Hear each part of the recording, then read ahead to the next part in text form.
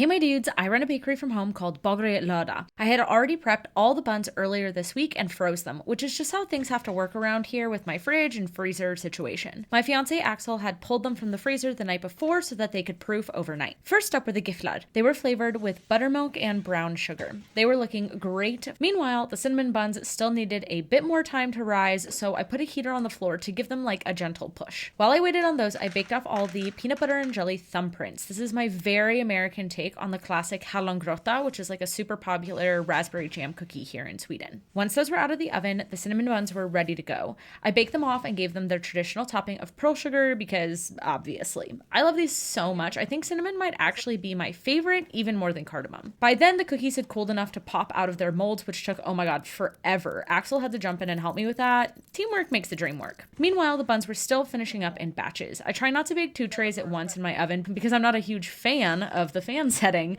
It just doesn't bake up how I like it. Next up were the mini cakes. This week's flavor was chocolate stout with a malt Swiss meringue buttercream and maraschino cherries. I had already made the buttercream ahead of time, but it stiffens up after sitting, so I re-whipped it so it was silky smooth again. Each cake got cut in half and I piped a buttercream ring on the bottom layer.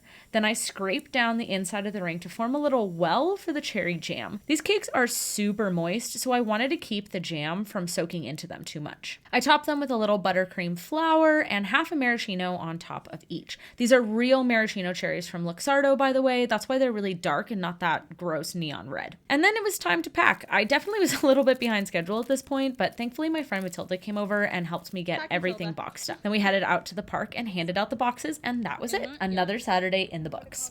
Hej då!